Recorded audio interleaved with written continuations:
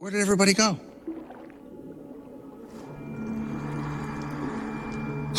Welcome to Watch Mojo, and today we're counting down our picks for the top 10 brutal over-the-top deaths in Pixar movies.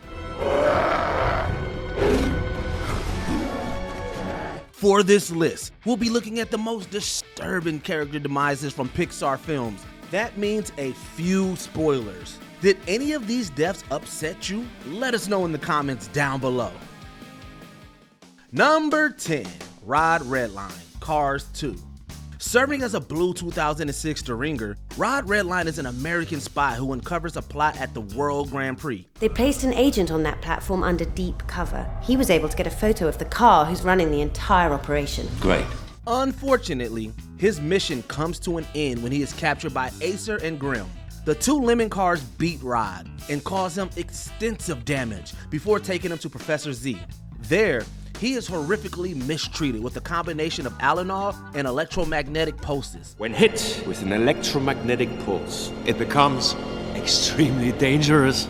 After he inadvertently betrays Mater, Rod's engine overheats and he blows up. It's a highly disturbing sequence of events, from the brutal torment to the concussive explosion. It's also sad to think that Rod died knowing he put Mater in incredible danger. You will find the second agent and kill him.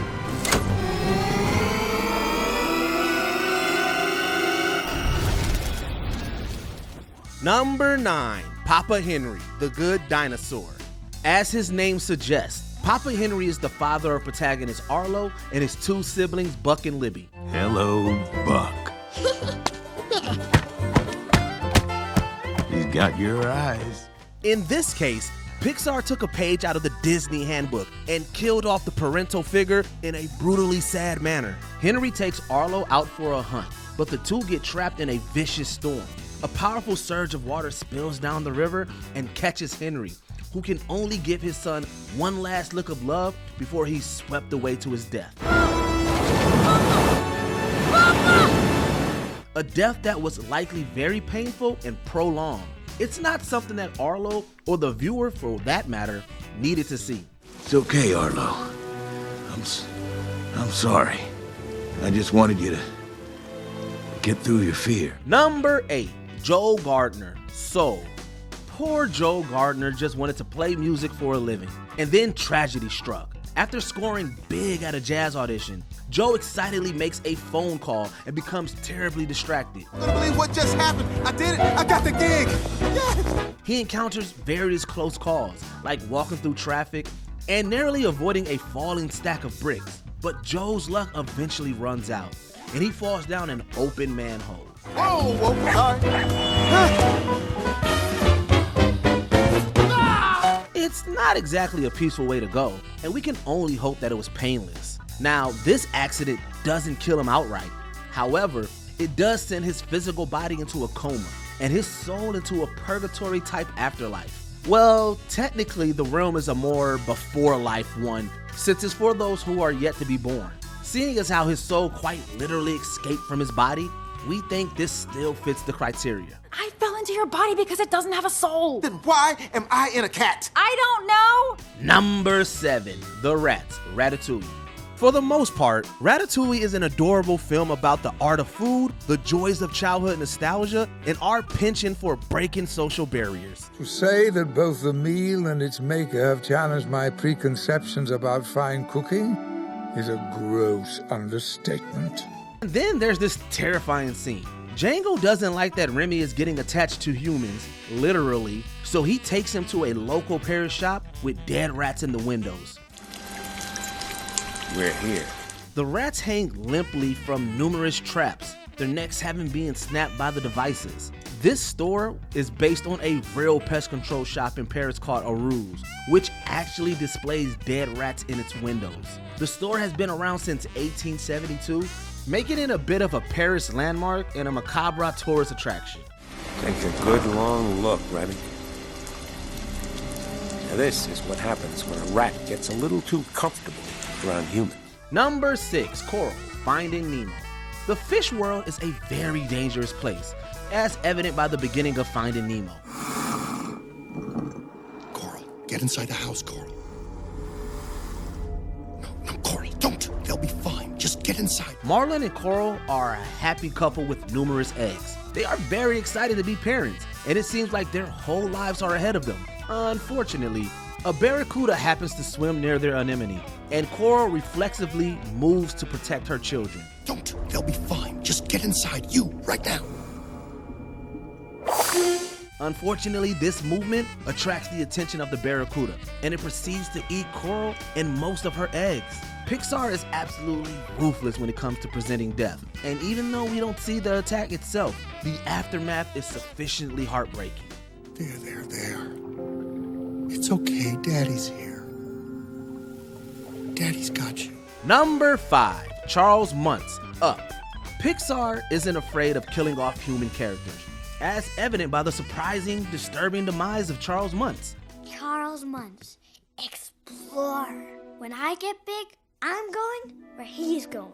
Charles is a sociopathic explorer with an unhinged desire to find a giant tropical bird in Paradise Falls. He is so intent on finding a rare bird that he kills and attempts to kill numerous people. However, this desire would prove his undoing. While chasing Russell, Charles gets his foot tangled in some balloon strings, causing him to fall thousands of feet to his death. The terrified look that he gives shortly before falling is deeply unnerving, as is the idea that he probably stayed conscious through the entire fall, even for someone like Charles. This is a bad way to go. That's the best one yet. I can't wait to hear how it ends. Number 4, Ernesto De La Cruz, Coco. Young Miguel idolizes Ernesto De La Cruz, an old movie star and musician who was incredibly popular in Miguel's native Mexico. Young Ernesto De La Cruz took his first steps toward becoming the most beloved singer in Mexican history. But Ernesto died, and Miguel meets his skeleton when he travels to the land of the dead. While there, Miguel learns that Ernesto was once the musical partner of his great-great-grandfather Hector. Ernesto poisoned Hector and plagiarized his songs, which earned him widespread popularity. I thought that you might have. That you... How could you?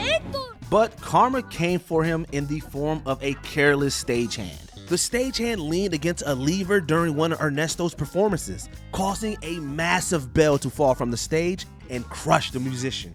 His skeleton suffers the same indignity in the afterlife, proving that you never truly escape the wrath of karma. Number 3, Mordu, Brave. Taking place in the Scottish Highlands, Brave is one of the Pixar's Disneyest movies, taking its cues from old cultures and fairy tales. I climbed the crone's tooth and drank from the firefall. The main antagonist is a gigantic and vicious bear named Mordu, who has a taste for human limbs. In the climax of the film, Mordu does battle with Merida's mother, Queen Eleanor, who has also been turned into a bear.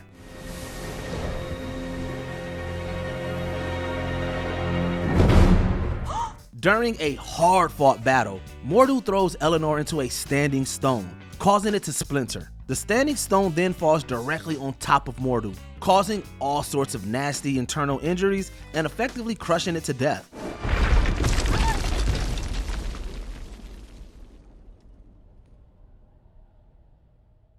At least something good comes of the brutal demise, as the bear's death finally releases the trapped spirit of the prince. Number 2, Hopper, A Bug's Life. Serving as Pixar's second movie, A Bug's Life chronicles a fierce battle between ants and grasshoppers. You piece of dirt. No, I'm wrong. You're lower than dirt. You're an ant. The head grasshopper is named suitably Hopper, and he is a real nasty piece of work. But he's not as smart as Flick, who baits him into a bird's nest. Believing that the bird is fake, Hopper torments the protective mama, who proceeds to feed him alive to her chicks.